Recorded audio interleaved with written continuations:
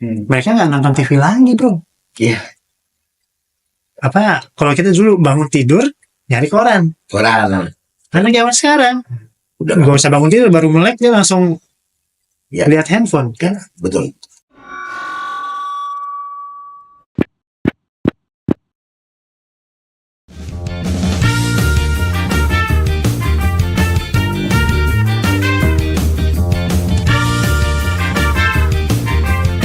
Ini yang namanya PNS, podcast ngobrol santuy. Hai sobat semua, bersama saya Javier, Saya Ringo Ame. kembali bersama kita di acara PNS Podcast Ngobrol Santuy. Brother, kita ini lagi kedatangan tamu, brother. Nggak diundang, nggak di sana. Ini cuma kelasnya levelnya tinggi, brother. Ya. Jadi, setahu saya, narasumber ini beliau kerja di TVRI. Sampai sekarang. Sampai Dari sekarang. tahun 98. Sebelum apa? Beliau itu sering atau biasa memproduksi program mulai dari drama, musik, kuis, entertain, variety show. Dan beliau juga mengajar, bro. Di Mercubuana, di Al-Azhar, terus Kita panggil. bro ya. Kita hadirkan narasumber kita yang luar biasa, Bang Andi Asusani. Halo, Bang Javier, Klame. Oke, selamat Bang Andi, Bang sehat Andi. Bang Andi ya. Sehat ya? Oke. Ini beliau ini kita malu sebenarnya ini. Karena beliau broadcaster ini. Ya, tapi ya kita belajar. Nanti mungkin teman-teman sobat PNS kalau ada yang bertanya atau yang kenal, silakan dulu kami. Jadi begini, Bang Andi. Siap. Apa keinginannya masuk dunia broadcasting? Adalah keinginan sendiri atau memang referensi dari orang terdekat? Jadi awalnya memang niat atau memang Soalnya jarang nih orang berkecimpung atau niat kuliah di dunia broadcast itu jarang. dan Seringnya ekonomi. satu hal lagi, beliau anak pesantren. Iya. Ya, ini orang pesantren kan, ya kayak kemarin pernah kita proses jadi ulama, Dakwah. dakwah. Ini broadcasting. Nah, itu yang bikin gua tertarik juga, bro. Ini kenapa dia mau masuk itu? Nyeburkah atau memang beliau memang Keinginan sendiri. ya, kita tanyakan dulu langsung. Gimana Bang Andi? Gimana? Silakan. Oke, gini Bang Javier, Klame. Saya belajar banyak dari dunia pesantren. Oke. Di pesantren itu kan kita diajarkan untuk mandiri ya. Iya. Nyetrika sendiri, nyuci sendiri, batch di baju kita tuh itu kita jahit sendiri juga gitu kan. Oh gitu. Nah, itu sampai sekarang masih berbekas. Masih. Nah, pengaruhnya itu dengan dunia broadcaster itu adalah seorang broadcaster itu harus supel, harus bisa banyak hal. Dan supel itu salah satu kuncinya karena kita bertemu banyak orang. Setiap acara dengan orang yang berbeda. Satu acara itu kadang bisa 10-15 orang kita ketemu. Teamwork lah ya. Iya. Teamwork, betul. Acara yang lain gitu. Jadi anak pesantren jadi broadcaster itu bisa. Nah, itu dia kayaknya wah banget. Dan sudah ada contohnya. Itu dia. Sudah ada contohnya. Iya. Gitu loh. Nah, waktu itu memang kebetulan waktu pas di pesantren itu saya belajar bahasa Arab, bahasa Inggris. Yes. Nggak tahu kenapa, memang bahasa Inggrisnya lebih bagus. Nah ini modal ya. bahasa itu modal untuk bekerja di broadcast. Waktu itu pernah kita kerjasama dengan Artia. Artia bawa Siti Nurhaliza, Yes. kita bawa Krisdayanti, Itu artis ya. artis. Luar biasa, sudah Itu- memang artis pada. Kita joinin itu mereka berdua dan Maksudnya gue diduetin gitu. Iya betul. Hmm? Karena kerjasama dua negara. Oh, yang Malaysia Indonesia. Ya, Berarti musik ya. musik. Musik ya. Nah itu saya menjadi stage manajernya Oh, oke. karena bisa bahasa Inggris. Modalnya itu di pesantren. Di pesantren. Betul, Jadi bahasa itu memang berguna di mana aja ya kita betul, kerja. Gitu. betul. Di selain bahasa Inggris kan kayak gitu. Yang ada lain bahasa lain belum? Bahasa Arab pasti kepake ya kan. Oke ya. Berarti apa di Inggris sekarang ya? Ya, Arab dan Inggris. Tapi memang waktu di pesantren itu bahasa Inggris lebih bagus. Oke. Iya. Ini Bang Andi, ini saya juga pengen tahu nih, bagaimana sih bisa seorang santri kok bisa menjangkau ke dunia broadcast gitu? Kenapa nggak ke dunia yang ya pada umumnya ya? Nggak salah juga sih kalau dia jadi pendakwah, ya kan? Jadi dai, nggak salah juga. It's okay. Tapi kok ini milihnya kok ke situ larinya gitu? Itu yang mendasari apa sih? Dan di mana image santri misalnya ada pendakwah dan agama tuh jadinya gimana tuh nanti image-nya kok lu kok broadcast sih gitu? Iya. Terima kasih kawan. Ini pertanyaannya bagus banget. Waktu di pesantren itu Ya. kita kan pengen jadi center of attention, pusat perhatian. Tapi mungkin di sana masih terpendam. Iya. Nah itu keluar pada saat jadi broadcaster. Oh, Karena natural ya. natural, karena di situ kita bisa ya puas lah kita untuk menjadi center of attention itu di situ pas banget gitu. Karena pada saat kita mendirect program itu semua pengisi acara itu harus mendengarkan apa yang kita omongin. Oke, siap ya, Bapak, Ibu, kakak, adik, apalagi kalau pengisi acara anak-anak, gitu loh. Jadi itu berangkat dari pesantren. Nah, kenapa kok anak pesantren bisa jadi broadcaster? Ya mungkin itu qadar Allah juga ya, rezeki. Dan saya waktu itu memang pengennya jadi reporter sebenarnya. Jadi on cam kan. Kalau yang saya lakukan sekarang tuh saya nggak pernah on cam. Jadi Kalau lah ya. betul. Jadi kalau orang nanya, katanya kok jadi TV tapi kok nggak pernah ada di TV? Bapak sama Ibu lihat kalau acaranya selesai, nama saya ada di situ. Oh ya, ada itu ya. Itulah penghargaan seorang broadcaster di situ. Oh iya. Pas namanya keluar di akhir acara. Nah, Oke. tapi ternyata jadi reporter itu butuh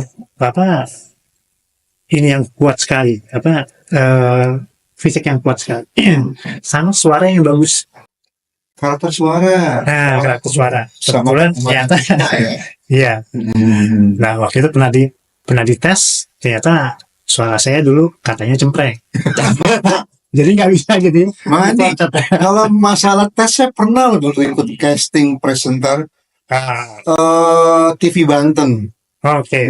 Cuman saingannya wow gitu. Pengalaman saya Ya, gitu. itu saya belum bicara saingan banyak. Wah, Cuma pas didengerin itu loh, pas coba nih dengerin suara kamu, luar biasa, hancur. Jadi nggak bisa jadi reporter. Akhirnya ya itu tadi saya yang di belakang layar gitu. Jadi anak santri itu sebenarnya juga bisa jadi apa aja ya setelah lulus dari pesantren ya. Betul, Tidak melulu jadi dai atau ustadz ya. betul, Dia jadi broadcaster di dunia seni, peran segala macam bisa ya. betul, betul. Iya. Karena kan waktu saya di pesantren itu emang kita diajarin untuk bisa jadi apa aja. Iya. Jadi pendakwah, kan?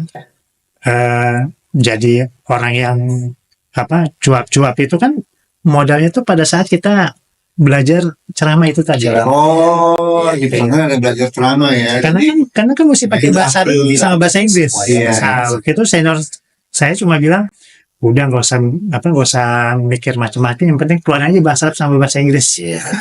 Mau apaan sih? Nah, itu modalnya itu. Oke, terus Bang Andi ini apa yang menjadi inspirasi ya dalam mengambil jalan dunia broadcasting dan apa yang mengawali karir Abang dalam dunia entertain? Oke, tadi saya sudah singgung ya, saya tadinya itu awalnya mau jadi reporter, nggak sampai ya. Nah, dari waktu pas di pesantren itu sampai pada saat saya kuliah itu memang nggak tahu kenapa itu banyak teman-teman tuh yang nanya ke saya. Jadi kalau misalnya, kau ini gimana sih? Kayaknya lo ngerti deh. Jadi itu menjadi cikal bakal saya untuk menjadi seorang pendidik. Jadi seorang broadcaster itu mendidik juga, karena apa? Program yang kita siarkan, yang kita buat, itu harus punya kontribusi buat yang nonton. Oke. Kalau yang nonton gak dapet apa-apa, sayang. Gitu. Nah, disitulah ada di situ masuk ini saya sebagai pendidik, passion saya sebagai pendidik. Mendidik itu nggak harus jadi guru, nggak harus jadi dosen, nggak harus jadi ustadz, tapi bisa sebagai seorang broadcaster. Melalui apa? Melalui program-program yang saya buat. Nah itu ya. Mungkin salah satunya itu. Oke. Dari dunia broadcast yang Anda jalani Bang Andi, suka dukanya apa sih? Atau pengalamannya apa yang pernah dirasakan? Dunia broadcast itu kan awalnya kan Bang Andi rencana menjadi reporter nih, ya. Tapi walaupun nggak jadi reporter tetap ada di dunia broadcast, terutama di TVRI. Ya. Suka dukanya apa? Baik dalam ruangan atau di luar ruangan gitu. Oke. Dukanya dulu ya. Biar seru. Dukanya itu ya sama kayak mungkin di manapun kita berada ya. Anak bawang waktu baru masuk. Itu luar Dari biasa. bawah dulu ya. Luar biasa. Senior itu waktu itu apalagi tahun 98 saya masuk, itu TV baru TVRI. Ya, tuh, baru itu. Baru TVRI loh, bayangin aja. Sampai kalau misalnya dulu itu lewat di Jalan Gatot Subroto, itu ada tulisan pelang itu TVRI. Karena saking terkenal itu TVRI itu punya apa? Image sangat terkenal gitu. Iya. Sampai di pelang jalan itu ada tulisan arah ke TVRI. Iya. Nah, itu seniornya luar biasa sekali, udah kayak macan waktu itu. Ada juga di situ ya. Banyak. Jadi kita masuk mesti pelan-pelan. Duduk nggak boleh salah duduk. Disuruh ngapin arsip-arsip file-file yang sebenarnya katanya sih itu dibuang juga nggak apa-apa. Tapi itu bentuk perpeloncoan. Ya. Terus disuruh ke sana, fotokopi ke sini, terus menggandakan materi. Ya itu saya waktu itu masih pakai mesin tik yang besar untuk bikin konsep manual ya. Iya. Itu masih pakai begitu itu tahun 98. Karena komputer itu kalau nggak salah baru sedikit waktu itu. Kita masih kebagian pakai mesin tik. Itu dukanya. Dukanya. Sampai sekarang juga sebenarnya masih ada. Ya sering berjalan waktu itu kan menempa diri kita ya. Jadi, Ya, betul. Mental ya. Mental kita jadi lebih kuat lah. Dan itu udah ada hubungannya dengan pesantren tadi. Di pesantren itu kan luar biasa, bangun subuh. Iya. Telat dihajar kita pakai sejadah. Disiplinnya akhirnya berpengaruh pada saat keluar pesantren. Betul. Terus disiplin waktunya sholat, waktunya makan, waktunya belajar. Itu di broadcast seperti itu. Waktu pas kerja, begitu makan nggak bisa lama-lama. Oke, kita break ya, setengah jam. Berarti kita mesti syaratin waktu buat makan, buat sholat yang muslim, kamar mandi, itu setengah jam. Nah itu alhamdulillah dapat modal itu lagi-lagi dari pesantren. Gitu. Tadi sukanya apa? Sukanya. Alhamdulillah saya bangga sebagai karyawan TVRI. Karyawan ya. Iya. Dan sama nama program ini PNS. Saya pegawai negeri sipil. Oh, iya. Berarti Iya. nggak salah Cocok. Cocok Honda. Cocok. Hadir di podcast Ngobrol Santuy. Oh, iya. PNS juga. Brother, saya lihat CV-nya beliau. Beliau banyak karya dan prestasi.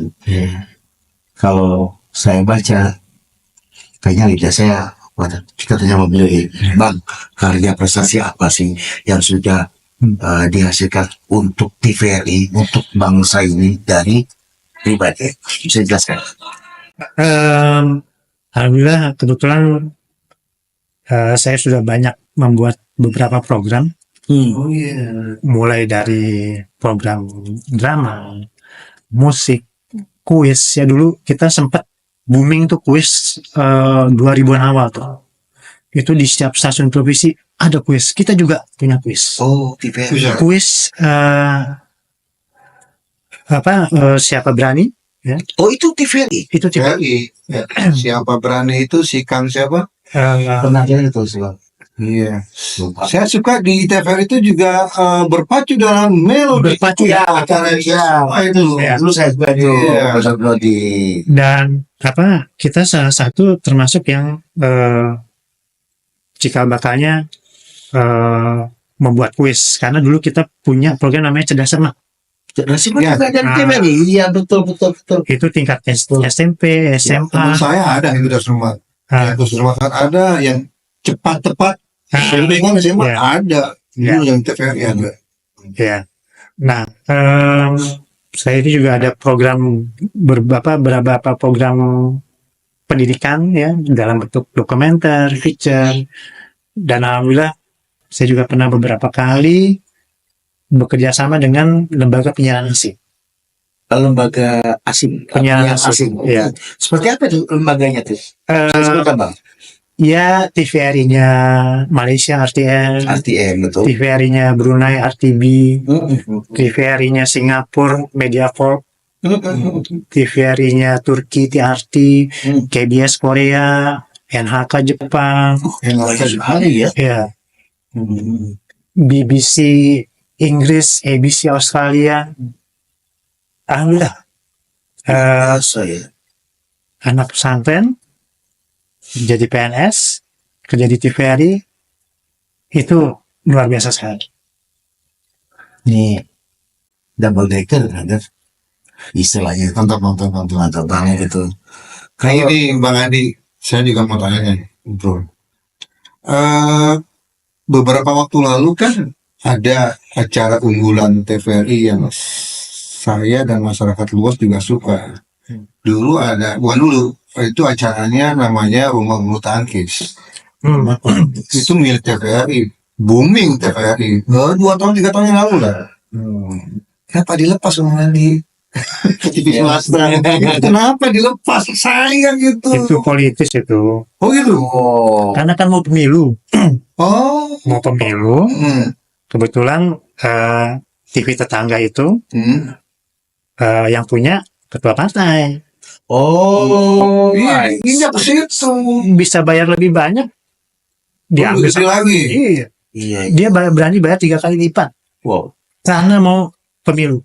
Iya. Iya. Karena memang rumah bulu tangkis itu semua acara bulu tangkis tuh top dunia tuh di situ. Makanya masyarakat luas jadi mengenal lagi TVRI, melekat lagi. Pas diambil, sayang sekali sih ya ini Ya. politik ya. Apalagi dulu sempat TVRI menayangkan Liga Inggris ya. Apa Liga apa ya terakhir? Inggris kalau nggak salah. Inggris. Ada Itu waktu sangat disayangkan kok. Saya tuh langsung senang nonton di Indonesia di TVRI, karena kan kalau di TV swasta berbayar, brother. Di TVRI justru kami ini masyarakat Indonesia senang gitu loh. Tiba-tiba ya saya pernah dengar gitu kan, sangat disayangkan gitu ya, dicabut lagi ya saya tayangnya ya, Mbak Ali ya, Iya. gitu loh. Kita Liga Italia juga, Iya Italia. Kita lihat siapa? ya Liga Inggris juga. Kemudian kita juga volley juga kita jadi 3 olahraga top Indonesia itu Iya. sepak bola, badminton atau bulu tangkis, Sama Poli. volley. Itu unggulan itu. Nah, Unggulan. kita juga nyariin NBA. Oh, pernah juga ya? Masih sampai sekarang. Oh masih NBA. Jadi 4 top olahraga di Indonesia itu kita punya. Punya semua ya? Iya. Iya benar, semua Indonesia tuh sedangnya basket, bulu tangkis, bola sama voli. Iya. Gitu loh. Bang Andi, dalam dunia podcast nih, pernah gak sih mengalami stuck ide gitu atau kehabisan ide gitu? Kan karena memang dunia broadcast ya, kalau saya sih menganggap kayak dunia entertain lah ya, anggaplah gitu. Wah, gue buntu nih, gue ide apa lagi ya, gue ngeliput apa lagi ya, gue bikin acara apa lagi ya, pernah gak ngalamin kayak gitu? Dan gimana tuh menemukan solusinya tuh kalau kayak kita lagi bad mood atau lagi stuck gitu sama ide gitu? Thank you Pak. Ini pertanyaan bagus juga nih. Jadi itu pasti Pastilah ya. pasti pernah stuck. Tapi memang seorang broadcaster itu kreativitas dibangun tiap hari, Nggak ada habisnya. nggak ada habisnya. Hmm. Nanti TV ini bikin itu, yang sana bikin ini, Oh, terus dibikin lagi versi yang ininya. Nanti lihat lagi TV dari luar, mereka bikin ini, kita buat model ininya. Jadi tapi bukan ini ya, bukan copycat ya, tapi iya. kalau bisa malah kita tiru, bikin lebih bagus Oke. gitu loh. Berarti setiap stasiun TV itu ada spionasenya ya untuk acara ibaratnya gitu ya. Nggak harus spionase juga sebenarnya udah kelihatan sih. Oh iya Cuman iya. ada tim kreatif. Tim kreatif. Tim kreatif, betul. Iya. Jadi ada acara A nih, didiskusin tuh. Ini gimana nih acara A nih di Dibalas lagi, menarik gitu. TV sebelah, kita bikin lebih bagus lagi. Kalau dia pakai si Budi ya istilahnya, kita pakai si Wati gitu loh. Disandingkan sama si Tuti. Wah, jadi dari pengisinya, terus jam tayang itu Berarti cost-nya lebih nambah lagi dong, lebih gede lagi ya. iya Cost produksi ya. Iya, betul. pasti. Pasti. Jadi itu kan kalau di TV kan banyak kita lihat TV luar, atau ada TV kita. Gitu. Itu franchise atau gimana nih Bang ya? Apakah memang kita mau niru sejenis tapi apakah itu masuk franchise atau bukan itu? itu franchise. Jadi Franchise. tadi yang sempat saya singgung itu belum ya. Tadi saya sempat mau bilang tadi kuis itu adalah Who Wants to be Millionaire. Ya. Oh iya. Itu sempat booming banget itu. di mana-mana, ada sampai ada film Slumdog Millionaire. Iya, Itu tentang Who Wants to be Millionaire. Who Wants to be Millionaire. Jadi si cowok ini dia mau nyari pacarnya. Caranya gimana supaya pacarnya lihat dia di TV, dia ikut Who Wants to be Millionaire itu. Itu masalah film India ya. Film dia, Slumdognya. Iya, itu tahu. Nah itu kita di waktu pas pertama kali Fremantle datang ke Indonesia, Film Italia. mau menyiarkan Who Wants to be Millionaire itu datangnya ke TVRI. Wow, luar biasa. Apa pertimbangannya Bang? Karena orang TVRI itu hebat-hebat bro. Orang TVRI itu kepake di mana-mana. Apalagi di awal tahun 2000-an itu luar biasa pada saat TV-TV baru mulai muncul. Itu yang di hijack itu orang-orang TVRI. Gitu. Nah, ada Who Wants to be Millionaire, ada kalau di versi luar itu Family Feud, tapi di sini jadi Family 100. Sekarang ada di TV tetangga, saya nggak mau sebut namanya, itu dibuat luar biasa, konsepnya berbeda banget. Jadi lebih rame, ada nyanyi-nyanyinya, ada joget-jogetnya. Ya orang Indonesia tahu sendiri. Senangnya kayak gitu. Senang kayak gitu ya? Iya. Oke. Biasa saja, karena mereka kayaknya sudah lepas dari franchise, jadi mereka buat lagi sendiri versi mereka. Oke. Gitu. Untuk sekarang nih Bang Andi, ini program apa yang sedang digalami? Nah, terus yang saat ini yang perkiraan akan booming dan tantangannya seperti apa sih Bang Andi? Kalau program sekarang itu yang lagi naik daun itu adalah yang melibatkan banyak pemirsanya. Jadi dan kebetulan saya juga memproduksi program semacam itu, ya.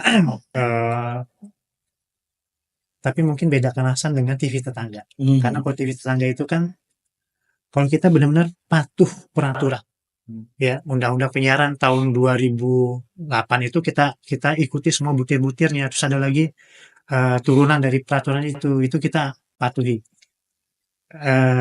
Saya nggak tahu kalau di ada KPU juga ya, Komisi Penyiaran, KPI, Komisi Penyiaran Indonesia itu kita dimonitor sekali. Ada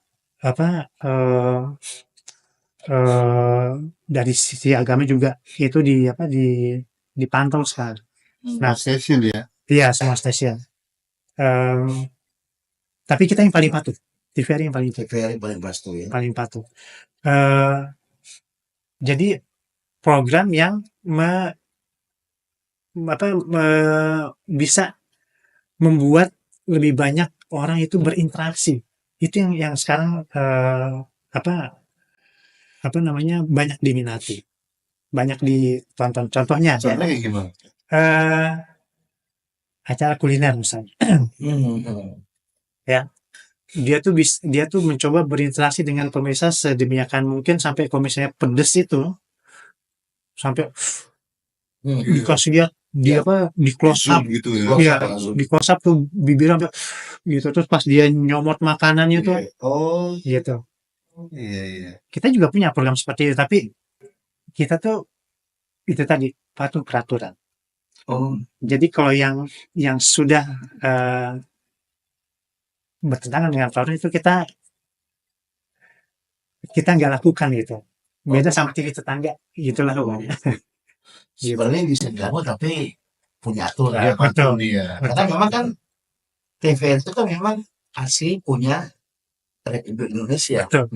Kita TVRI plat merah, bro. Plat merah. Jadi beda gitu loh. Jadi memang harus ada punya aturan sendiri. Gitu loh.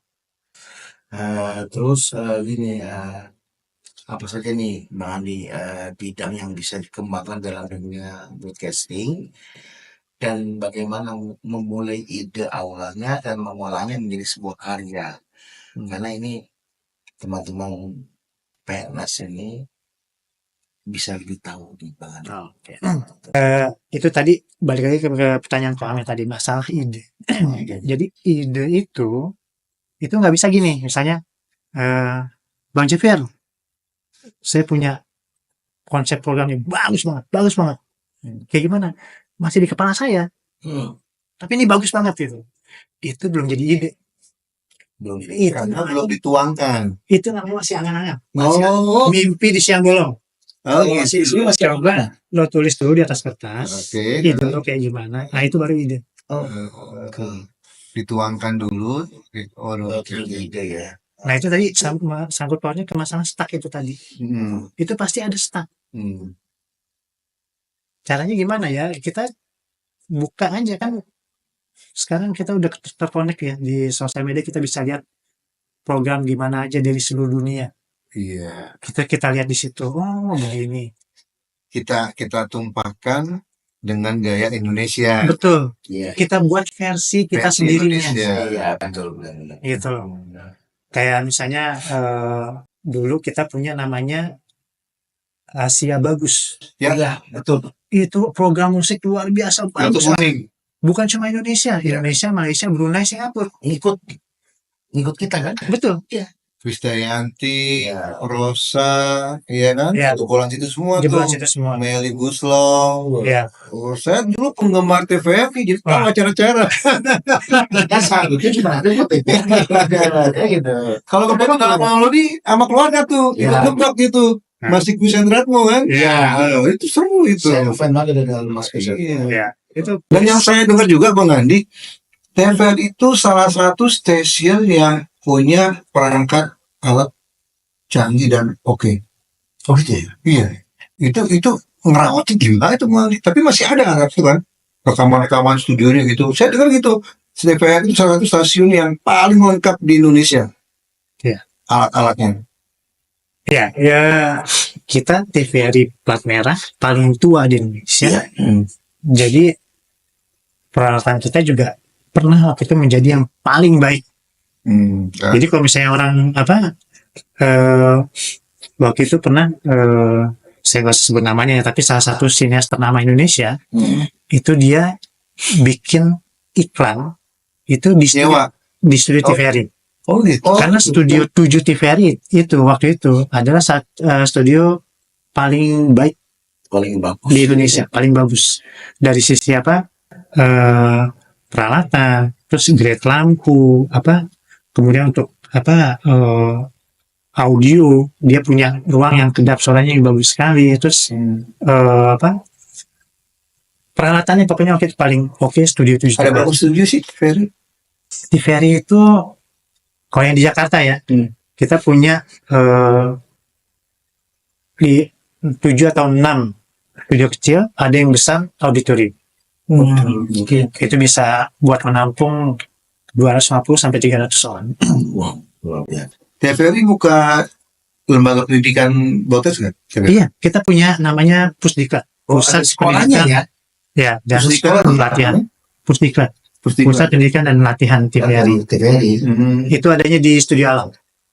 Oh Depok sini, Iya. Lodong. Ya, Oh, tahu ya? Ali Topan. Ali Topan nggak tahu jalan. Kan lo lagi ngamar kali ya. Itu studio alam terkenal memang. Ya kan terkenal Iya. banget. Dari tahun 80 terkenal banget. itu di situ ada padang pasir, ada danau, ada hutan. Iya. Jadi kalau Hollywood kita punya Studio Alam TVRI. Punya gitu ya. Ya. Iya. Dan itu disewa oleh TV tetangga. Oh gitu. Iya. Untuk bikin sinetron, untuk bikin film. Itu film yang hantu-hantu tuh Oh situ. di situ. Itu milik TVRI. Bukan disewa Oh disewa. oleh TV tetangga atau rumah produksi. Fungsi ya. Iya. Oke. PH paling tahu di sini Iya. ya. Nah ini Bang Andi, kita bicara gini, banyak generasi anak-anak Gen Z, ya, dan kita sudah lihat sendiri, sudah mulai meninggalkan mereka untuk menonton di pertelevisian. Ya. Mereka lebih senang nonton media-media yang di luar pertelevisian. Nah, pengaruh nggak sih dunia pertelevisian dengan anak-anak gadget yang tanda kutip meninggalkan atau tidak mau menonton? Nah, ini bagaimana ini tantangan dari TVRI menyikapi, apakah membuat program yang menarik tentang Gen Z atau bagaimana? Karena saya kadang-kadang, contohnya anak saya, jalan ke TV, tapi dia nonton itu terus film-film, kan saya takut juga gitu loh, karena kita kalau nggak kita kontrol brother, itu minggu itu entah terima dari mana itu. Nah, maksud saya gini, ada nggak TVRI menyikapi atau membuat program yang menarik anak-anak Gen Z? Kalau umur-umur kita kan seneng ya nonton gitu ya. Nah, ini ada nggak ini dari TVRI menyikapi masalah anak-anak Gen Z ini, Bang Andi? Oke. Terima kasih Bang Jeff, ini bagus nih pertanyaannya. Jadi TVRI pun sudah punya TOT. Jadi memang kita sudah harus merubah mindset. Kita juga harus menggrab ini kan pemirsa Gen Z ini. Mereka nggak nonton TV lagi bro. Iya. Kalau kita dulu bangun tidur nyari koran. Karena zaman sekarang Udah nggak usah bangun tidur baru melek dia langsung Ya. lihat handphone kan. betul. Nyari berita, nyari apa aja di situ. Ya, betul. Jadi bukannya TVRI membuat program khusus Gen Z, tapi semua program TVRI itu ada di sosmednya. Oh. Kita punya IG, kita punya YouTube, Oh, jadi kita kita punya mereka bisa Facebook. nonton ke situ ya. bisa nonton di situ. Oke. Karena kita juga nggak mau ketinggalan loh. Betul. Kita kan cek ombak juga karena Iya, betul. kita melakukan FGD ya, from group discussion dengan beberapa komunitas itu sudah semenjak 1 dekade terakhir kalau nggak salah. Mungkin 5 tahun lah, 5 tahun terakhir ya. Jadi awal tahun 2000-an itu mungkin beberapa tahun sebelumnya itu TV itu memang sudah semakin ditinggalkan. Kalau di luar kayak di Jepang itu, Korea itu benar-benar katanya udah nggak beli TV lagi katanya, Cukup dari gadget. cukup dari handphone. Penjualan TV turun ya. Visual TV turun. Gak laku ya itu. Iya. Jadi Jepang itu sampai bikin 4K, bikin malah dia punya 8K. Mungkin sekarang udah mau ke 16 kali. Bukannya 8 lagi, udah 16. 16. Tapi mereka alihkan untuk apa? Dunia kedokteran. Jadi mereka operasi itu ngelihat layar TV. Nah di situ kepake TV itu. Itu sampai 8K. Jadi benar-benar kelihatan organnya tuh detail. Di zoom out masih tetap kelihatan nggak pecah. Wah gitu. Tapi kalau buat nonton udah enggak. Di Jepang tuh ya. Iya. Nah kalau kita juga nggak mau ketinggalan tuh. Kita juga begitu. Jadi program-program kita itu bisa ditonton di sosmed kita, Instagram, YouTube, Facebook, Ada juga. dan juga Twitter ya, X sekarang gitu. Iya. Jadi cuman peralihan dari televisi ke gadget ya. Iya, Isinya mah tetap acara TVRI. betul. Dan penonton TV ini tetap ada, tetap banyak karena Yang setia tetap ada ya, Bang ya. ya karena orang-orang yang seumuran kita lah, Iya. itu masih nonton TV soalnya. Betul. Dan salah satu program TVRI itu yang ratingnya paling tinggi adalah Dunia Dalam Berita. Sampai sekarang 9 malam. Jam 9 malam. Sampai sekarang saya masih nonton itu. Masih nonton. Itu dulu kan TV tetangga mesti relay itu. Begitu jam 9 mereka lagi ada acara tutup. Ikat dulu berita. Relay dulu TVRI, acara DDB. Betul. Dunia Dalam Berita. Sampai sekarang tuh dari dulu kecil kita nonton udah nonton sekarang masih ada. Tidak tahu. Oke. Terus gini, Bang Andi, ini kan persaingan acara televisi kan ketat ya. Ya. TV swasta dengan TV swasta, wah saingannya bikin kuliner semua, bikin kuis semua. Nah, bagaimana TVRI kiat-kiat khususnya gitu terhadap pemirsanya supaya nggak ditinggalin sama pemirsanya nih? Ya mungkin tadi dengan menyiarkan rumah bulu tangkis, bola atau apa gitu ya. Itu kan yang umur orang-orang dewasa gitu ya. Nah, selain pindah platform dari TV ke handphone guys gitu, kiat-kiatnya apa? Supaya nggak ditinggalin sama sekali nih. Apa memang ya emang udah zamannya ya kita nggak bisa bilang apa-apa, tinggalin apa gimana nih? Ya, Agak susah soalnya. kalau bicara masalah persaingan memang bisa dilihat dari rating ya. Dan yang buat rating itu adalah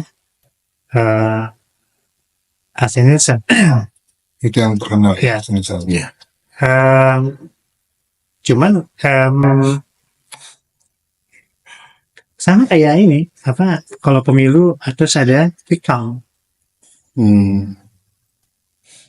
Ada yang bilang bisa dipesan, katanya seperti itu. Nah, itu yang saya mau tanya. Action Nielsen itu bisa dijadikan barometer bagi si televisi tersebut ya? Acara apa sih rating yang paling tinggi? Itu bisa dijadikan barometer? Bisa. Tapi kalau kita minta mereka buka data secara jujur, mereka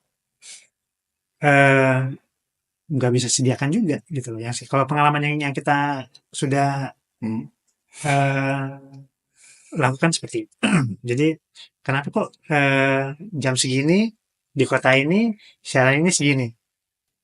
Itu kadang jawabannya tidak memuaskan. Gitu. Makanya tadi saya bilang sama seperti kayak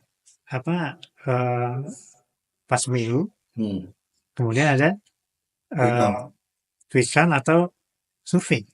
Nah itu kadang katanya ya itu emang udah pesanan Senang. gitu. Dan apa Kwame Bang Jafir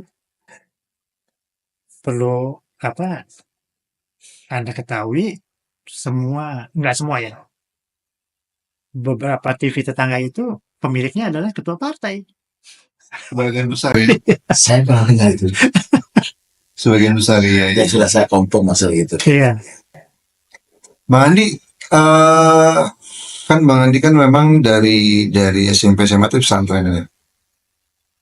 Bisa gak sih TVRI itu jadi barometer buat para santri-santri nih berkreasi gitu? Ada ruangnya gak sih di dunia podcast TVRI itu buat para santri nih ya, kita bicara gitu. Gimana?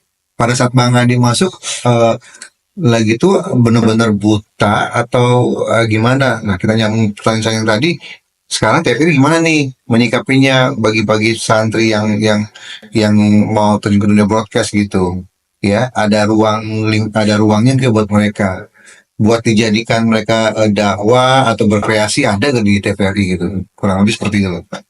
Ya, kalau bicara kesempatan pasti ada. Dan waktu saya masuk, kebetulan waktu itu emang di tahun 98 itu belum ada sekolah broadcast. Kalau sekarang kan sekolah broadcast sudah menjamur. Banyak sekali. Iya. Jadi pada saat saya masuk, itu kita langsung di training. Sama yang tadi saya bilang itu Pusdika. Kita di training materi 1 tahun dipadatkan jadi 3 bulan. Karena harus langsung terjun. Gitu loh. Kalau sampai trainingnya 1 tahun, nanti akan ada gap kan, karena kita harus terjun langsung nih gitu. Dipadatkan kita jadi 3 tahun. Jadi apakah akan buat anak pesantren menjadi seorang broadcaster itu ada banget gitu. Dan sekarang itu kalau dulu ya itu saya kalau ketemu pada saat saya lagi mendapatkan dinas keluar, itu ada seorang reporter yang saya kenal itu dia bawa kamera sendiri ya. Dia pasang audionya di situ, nanti dia langsung edit lagi sendiri di situ untuk disiarkan. Itu sekarang kalau dilakukan jauh lebih mudah.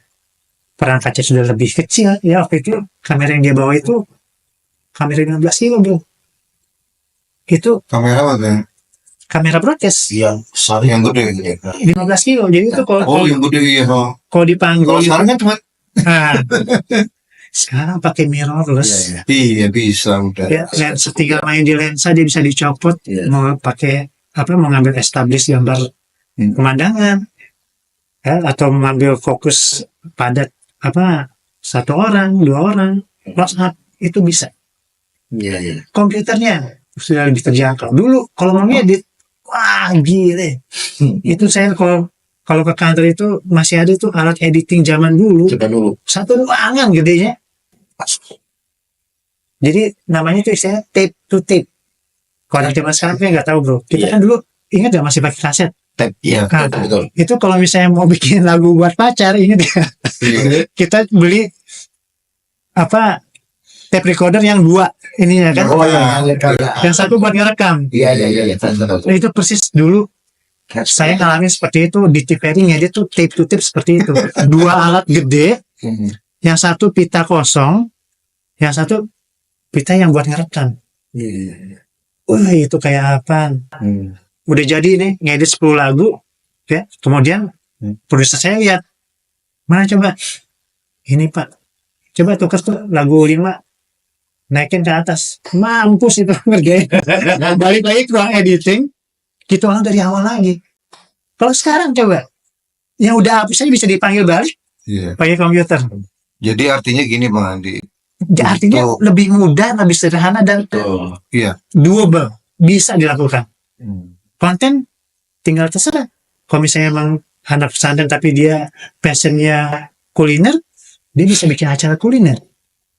Kalau memang dia passionnya menggambar, dia bisa bikin kalau acara kita menggambar. punya acara atau bikin acara TV gitu, kita bisa tawarin ke TVRI atau gimana ya?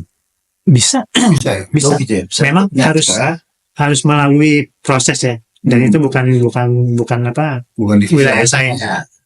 Tapi itu bisa.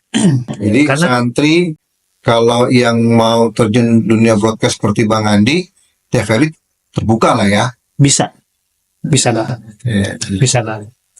Iya. Jadi udah ada Hmm. kita tarik kesimpulannya. Jadi beliau ini kan alam pesantren. Ya. Ternyata tidak semua alam pesantren menjadi A, bisa jadi B, bisa jadi C. Ya. Luar biasa nih Pak. Dan beliau berprestasi dan punya karya. Jadi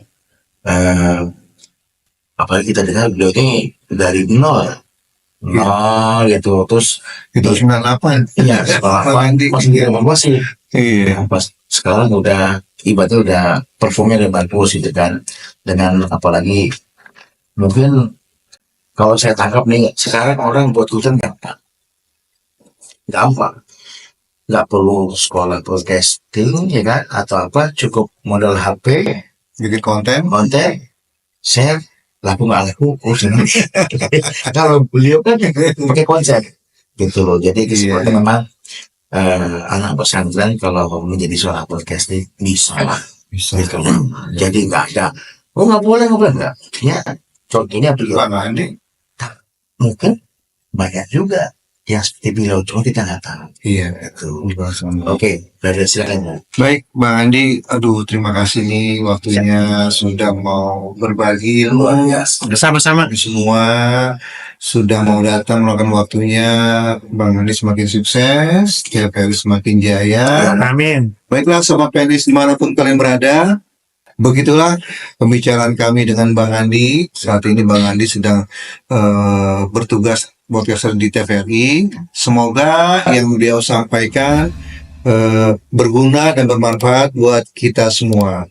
Dan jangan lupa untuk di subscribe, like, share, dan komen. Di mana? Di YouTube Malika Multimedia. Wassalamualaikum warahmatullahi wabarakatuh. Waalaikumsalam warahmatullahi wabarakatuh.